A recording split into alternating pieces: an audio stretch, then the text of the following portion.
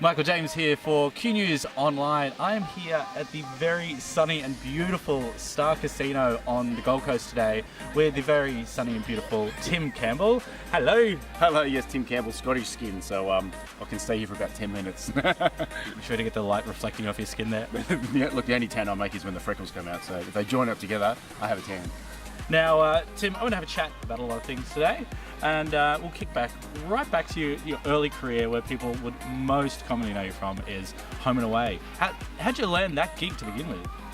Look, it was an audition basically. I've been acting for many years before that. My first kind of ongoing role was a show called Big Sky, and that was I was about 22 years old, working with Gary Sweet and Reese Muldoon, and from that I just was part of the kilt of kind of doing it as an actor and auditioning for those kind of roles, and Home and Away came along, and it was funny. It was only an audition. It was a role that was only meant to be for 3 months, and then there was my brother character was already on the show, just started, and they were trying to work out. So I think they took a lot of that character from the brother and put it onto my character, and then suddenly it became a 2-year deal, and I was kind of okay. Well, I guess I can do this, but knowing what Home and Away was and what it is, and it's an incredible show. I knew that it would be a good kind of stepping stone, and another stepping stone as well. And I used it like that. I was hosting shows after that and doing all kinds of things. So I knew it would be a great stepping stone. Apart from that, it's actually a really difficult show as an actor, because it is, in the nicest possible way, it's a factory of work. It's 5 half-hour episodes a week. So anyhow, I got the audition 2 years. I was on there for about 3.5 years. And then Dan died, sorry. Well, first you were married to Ada Nicodomu, yeah, and then Dan died. Now, that was interesting. I read there was, well, you effectively killed off Dan. You made the decision to leave the show. You didn't renew your contract. No, I renewed it. It was 2 years, and I renewed for another year. And then they did want me to stay on, and they were talking about different storylines. I think they were talking about Dan and Leah moving into the main house and bringing back the old school fostering again, and they were maybe going to make Dan a school principal. But at the time, I just decided I really wanted to venture out. I started hosting some shows, and the music. It's not at that time, it doesn't matter now, but back then you kind of were an actor or singer, and I started kind of creeping forward, and I was doing carols for Channel 7 and moving the music side forward as well, and it's such it's really full on schedule, so I really couldn't do anything else, and I wanted to venture out, and I did a couple of musicals, and I couldn't do that if I stayed on the show. So it was a tough decision, because it was a great cast. Working with Ada, it was amazing. She's an incredible actor, and we work very similarly, so it was a really easy job with her. But it was time to venture out, and I'm glad I did. Now, this is funny. This is one of the things that you and your husband are both very well known for, is your love of espresso martinis. Look, yeah, we may have the odd drink now and again, and Kalia won't drink anything unless it's on Instagram. So, we do make a mean one. We could probably do a travel series, and often the litmus test is what a good club sandwich is like, or a good Parma or what have you. But I think we could do a travel series on bars, and this would be the litmus test of a bar and how good their espresso martini is. Espresso, not espresso. That's always one failure. The other one's to use Baileys or to put sugar syrup and all that kind of terrible shit in there. No, and yes, there is a special place in hell for people who use the word espresso martini. Especially when you're married to an Italian. Now, jumping back to your early career then, I remember when we came to 2008, you were doing lots of interviews about your relationship with Anthony. Yeah. People were regarding it as you're coming out, but you were like, no, I came out when I was 20. Yeah. And it was just never a thing. It was, I think, because I was late 20s on Home and Away into my early 30s, so that's like middle age for some of me. So no one really cared about my private life. No, I had a long time term partner before Anthony as well, so it was just wasn't even a thing. I think maybe because Chris Hemsworth was on the show, they kind of wanted to know about him, and like, this is that school teacher guy. It was funny, I guess, and understandably there was a lot of interest in the media at the time as well, and also it was a period where Anthony and I just met and wanted to kind of get to know each other before we had to kind of make the statement. So there was a couple of months where I said no, we're not together, because I kind of wanted time to get to know each other before we could actually say yes, and then nip it in the bud, and and kind of leave it. But it was, at the time, I remember there was like bounties to get photos together. I'm like, oh, God, what is this, Hollywood? Suddenly you're big gay celebrities. I know, I was like, hey, I'll take that money, I'll take the photo. No, and it was a really busy time. I remember Anthony was busy his career, and I was doing, Home and Away, finishing up, and then Dancing with the Stars, then I was doing Shout the musical, and doing this travel series, and there was a lot going on. So yeah, it was. I guess it was a really busy time in the career as well. So just again, make you more fighter to want to chat about. But really, yeah, for us it was, and you know, it was kind of. I just moved to Melbourne and I was doing so much. I just wanted to have time to go. Do I want to be with him? I don't know. Like, together? I don't know yet. We kind of had a few dinners. Don't even know if we're boyfriends yet or not. Yeah, exactly right. Made it, you know, haven't even made it Facebook official by then.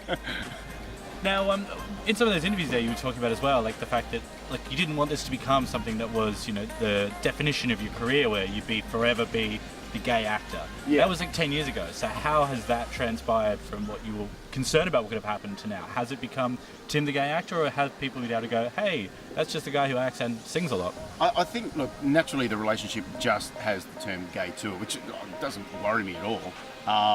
The only thing is, of course, I mean, with hosting it doesn't matter, with singing it doesn't matter, with acting, you know, I think that may have affected it a bit, to be honest, and I think that tag there, you know, it's kind of made the auditions a bit less than they probably should be, but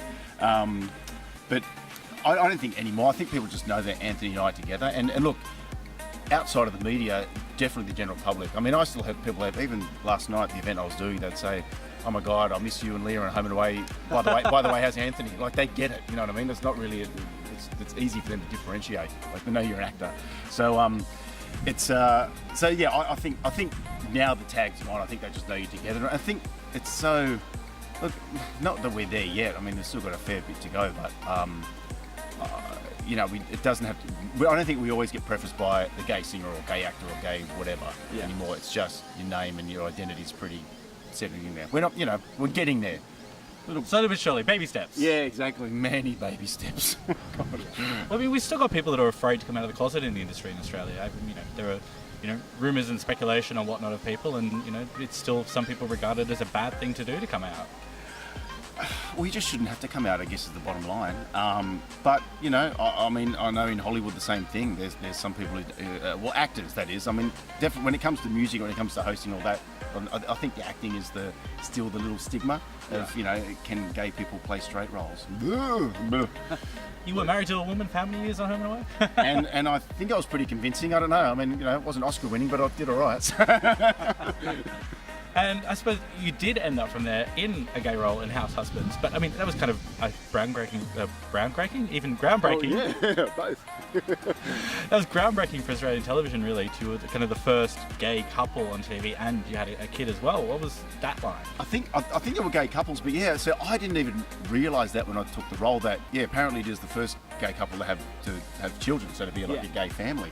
And it honestly never even occurred to me, and maybe it's because of what the show was. I really loved that role because it was one of those roles they didn't kind of get right the cliche, and not that there's anything wrong with that sometimes, but I think especially in primetime television, it was a nice thing that it was a really relatable couple for Bob and Cheryl, who maybe never had gay people in their lives, you know what I mean? And it kind of, you know, it wasn't never meant to be a political thing, but maybe in a way it was a nice kind of ease into, because, you know, a lot of issues with homosexuality, as we know, is a lack of education and a fear of the unknown and just no experience with it. That it's not like this fear-mongering hellhole. Well, you know, most of the time. But so it was. So what I loved about that role is that you could actually replace those characters to be a heterosexual couple, and the dialogue would never change.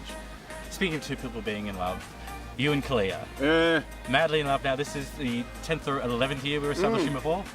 You know, you're not madly in love after 11 years. I'm kidding. This will be 11th year this year, and this will be like 4th year married as well. So still there, still going. Oh, that's beautiful. Now, who proposed? Well, none of us. It was really funny. I mean, it's the most non-Mills and Boon moment ever, where because for years we were saying to each other, oh, we don't want to do that. We don't need the certificate. We don't need to do that. We're fine. And look, it was just a choice, and then it somehow came up one night. It was just usual, probably having a drink at home, and it came, I don't know how it came up. Maybe it was on the news or something, and we just said, and obviously we've been thinking about it, and said, would you get married? I said, well, actually, I think I would. Would you? Yeah. And I remember saying, I'm not proposing. No, I'm not proposing, because I just didn't want to do it. Look, it's great for other people. I can't do the whole, let's throw pedals on the top of a bridge, or I don't know, whatever you do. So yeah, it was kind of like really unromantic, but actually exciting at the same time. Like, we loved it, and literally, this is what we're like, I guess, you know, in many facets of our life, is that we made the decision and we were married in 3 months. I know. Oh, that's beautiful. It was real, mate. It was real. We were real. And you went over to New Zealand because at the time, obviously, we couldn't get married over here. Yeah, and we did want to make it legal, like if we're going to do it, and especially we were travelling a bit as well. So it was nice, you know, if Australia needed time to catch up when you're in other countries who had already, you know, a bit more progressive in that respect. It was nice to actually be married. So, and New Zealand was the closest country, and New Zealand's a beautiful place, as we know, and very progressive in their world. I love, every time I go to New Zealand, I love it, and it's I think we can learn a bit from their culture and their community existence. But so we got married in Auckland, and literally Googled a celebrant because I knew celebrants in Australia, but no one there. And we did had a magazine deal, so we kind of had to keep it a bit hush hush. And it was a very small affair, which we wanted to do. We literally had 8 people in New Zealand, which was our 2 parents, 2 friends, and us 2. And that was it. And the celebrant, and we because a friend of ours who came, luckily has the company has an office in Auckland, so it was set up as a bit of a, you know, business dinner and this kind of thing, and just to keep it under wraps. And then a few days later we had a reception for about 30 odd people in Melbourne, and it was really great. It was just really personal. We didn't have to host anyone because everyone knew everyone really well, and yeah, it was really beautiful. And because, you know, for years we said, will we get married, and didn't. And look, you know, I mean, I know we've all got the choice now, and really it's a choice if you want to or not. For us, I'm glad we did. It actually has meant, even though we were together for years before it, I think it's actually meant something really nice for us. So, and the good thing is when we have travelled overseas, like we spent a bit of time in LA. In fact, we were residents for a moment there too, and even filing taxes together. And this was before Australia, you know, had gone into law. It was kind of nice. We actually would, you know, it's so simplistic and so, you know, but there was something nice about, you know, you're filing joint married over there and doing things as a married couple, and you're writing that down, and you know, Mr. and Mr. Yeah, exactly. It was kind of a bit liberating for a second, and it was unfortunate when we travelled back to Australia we didn't, but now we do here. So, you know, and even our frequent flyer points, you know, when we share those, it's like, yes, my husband. So it's all very official, but it's great. Look, it's who bloody rah, for God's sake. We're not going to do it again, though. We kind of decided that we wanted to get married when we wanted to get married, and New Zealand was the place to do it legally. And we feel like we've done it. It was one of those decisions where I'm not going to let our government dictate when we want to get married. And so we've kind of done it. So I feel like it, for us, look, other people will do it, which I understand because you want to celebrate with more people in Australia and in your own country. But for us, it just feels like a little bit of a cop-out for us that we'd have to do it again for the sake of that. And I'm just not interested. So we're done. Fair call. Now, speaking of which, I remember you guys have been sort of fairly low-key in the activism world, if you will, over the years. You know, you're just doing your thing, which, as we do. And it wasn't really, I think, until the postal survey came out last year that, in terms of the activism world as 2 queer people in Australia, that I really saw you 2 actually really step into speaking up for our community and on the issue. What was it that really got you guys into getting on the front foot there? Well, I suppose it's not a choice not to be activists. I guess in the public eye, our career is what drives us into the public eye. And yes, you do have a platform there as well. And I kind of feel like also that, yeah, I mean, yes, we haven't attended a lot of rallies and things like that, but even before this, I kind of feel like we have, I guess, whether it's by default or whatever you want to call it, have kind of been activists in itself, because we get a lot of letters from parents and people just saying the way because we unashamedly live our lives how we want to, and unashamedly say that. So I kind of feel like that in itself is, if you want to call it activism, and it is a way of kind of unashamedly saying, I'm not afraid of who I am.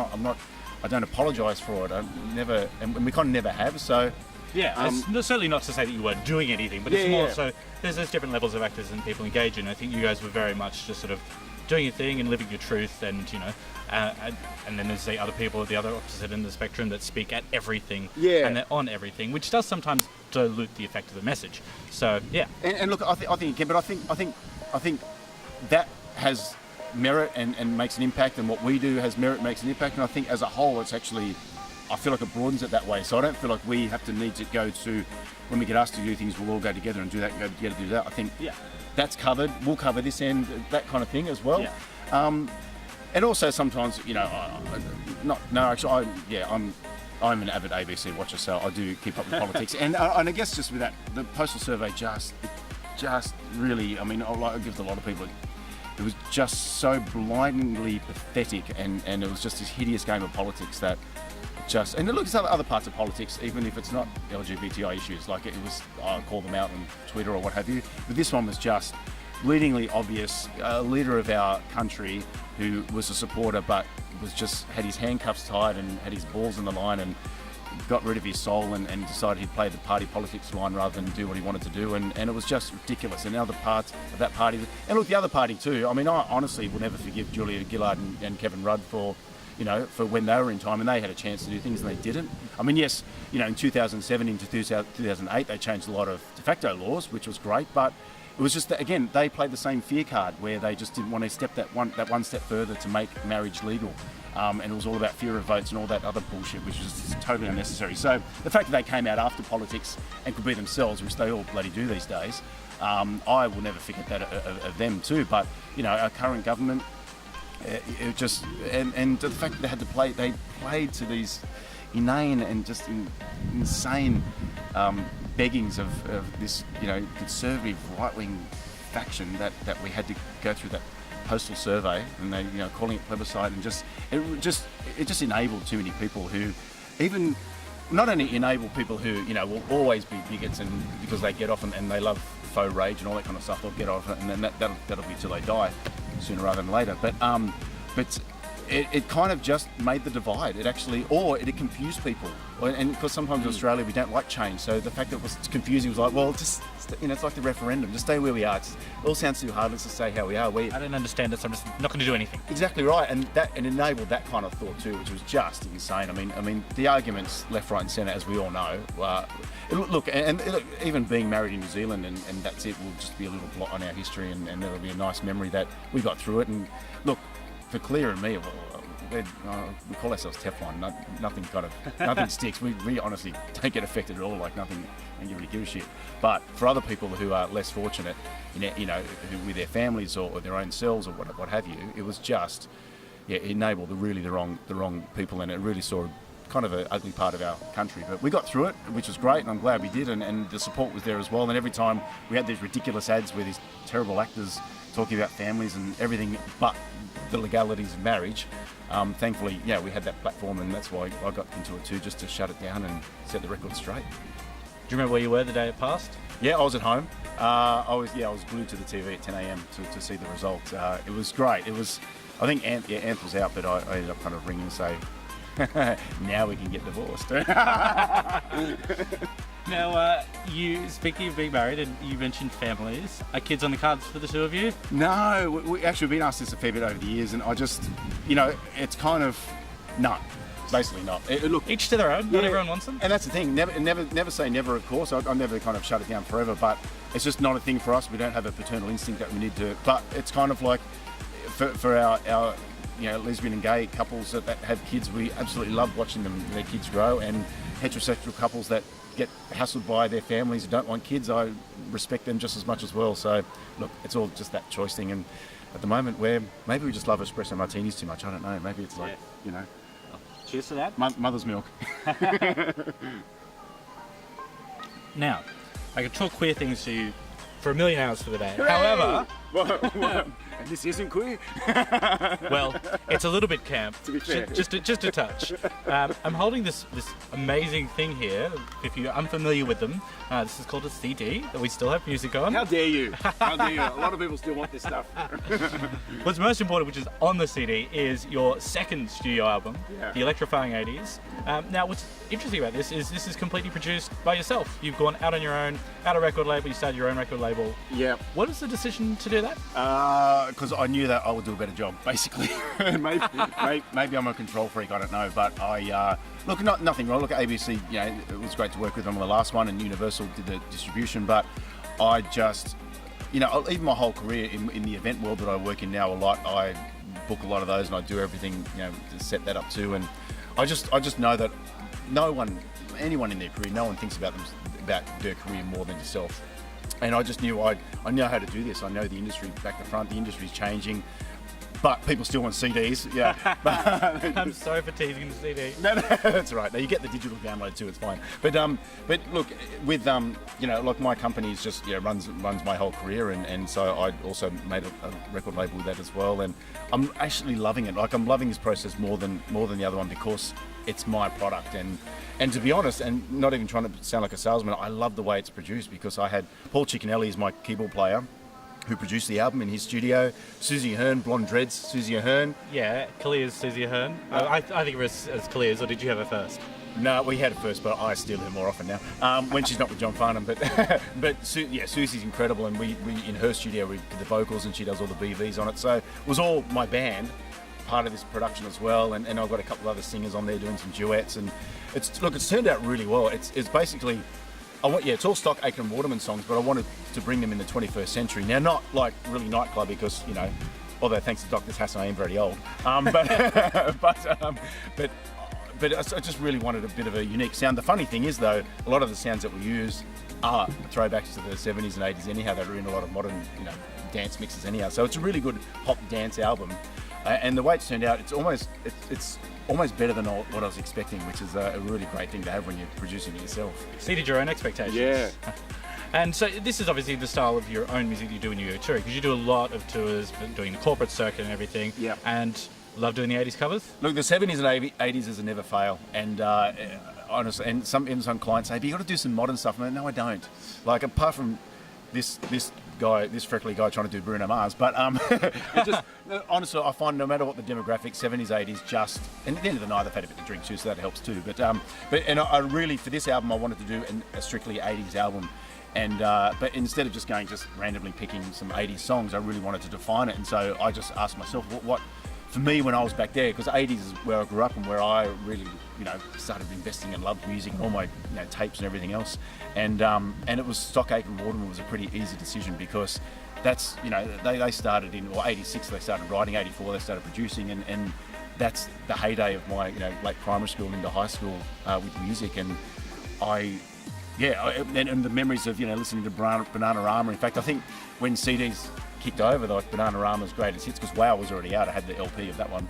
But yeah, the greatest hits, and I know Dad loved them more so for the film clips, but and my sister always made me listen to early Kylie tapes as well, and so it was a no-brainer to me. I fell into the hit factory, like the way the pop was written back there. I hook, line and sinker fell into it, so that was easy. The hardest thing was, of course, putting this album together is which ones do you choose, because if you go through their catalogue, they were an institution back in the late 80s, early 90s. The only thing I couldn't do, of course, you got Shocked and Better the Devil You Know, Kylie, but that was 1990 and I couldn't put it in. Oh no! Yes, I love those music, and I remember going to clubs and that was my song to dance to, but it was 1990 and I said, no, it's got to be 80s. I really wanted... Someone would have pulled you up on it. Yeah, well, totally. Myself, I said, no way. So there is a Kylie track, and it was like, which one do you choose? And really don't fuck it up, because God. But I did Hand on Your Heart, because I think I Should Be As Lucky has been done a lot. And Hand on Your Heart, I loved in the film clip where she got the hearts and dancing around the big studio, and it's a big memory for me. So. I actually saw, there was the Kylie tribute show. This is like the number one, 100% Kylie. I actually saw her here at the Star a couple of weeks ago. She did that one as well, yeah. Yes. So good. No, Lucy's awesome, yeah, she's really good. In fact, I kind of want to chat to Lucy soon and go, what do you think, duet. Yeah, well, actually, especially if you is on the album too, so I'll be Jason to her Kylie. Yes. That would be gold. So what's your favourite track off the album? Got to pick one. Oh God, that's very difficult. It's funny. I've been playing them at gigs now because as we stand now, it's a couple of weeks before the album's out. But I've been putting them into the set and using a lot of kind of the sounds that we have as well. And You Spin Me Around is probably one of the most receptive ones, which I love. Right round, baby, right round. Yeah, totally. So yeah, Pete Burns and everyone else. It just works. A lot of the songs work, but that one's turned out really, really well. I'm happy with that, and so much so that I've even got a couple of DJs doing remixes at the moment. Oh, there you go, in the clubs. Actually, DJ Dan Murphy is doing that song, and he at ARC the other night in Sydney, he was kind of trialling it out. It was like, oh my God, it's like playing on the radio nowadays. It's like having your song played in clubs. I'm like, I'm so cool. You're young and hip again. I don't. Well, I'll be backstage just with my earphones in. Love it. Now we can get it on the website timcampbell.com.au. Yes.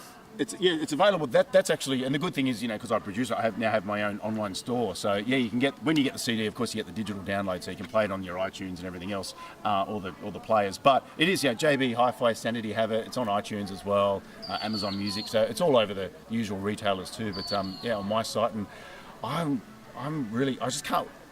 It's kind of, I've spent so much time on it, and the album's actually been ready for like a couple of weeks now, and I've been getting it out, just like little snippets here and there. I kind of want the release day to be now, because I can't wait to get it out, and I hope, unless I'm completely kidding myself, I really hope people love it as much as I do, because I still listen to it now. Bit up myself, I know, but I'm enjoying it. Well, you've got to listen to your own music. Well, the album's Electrifying 80s by Tim Campbell, and as we said, you can get it on timcampbell.com.au or wherever good music is sold.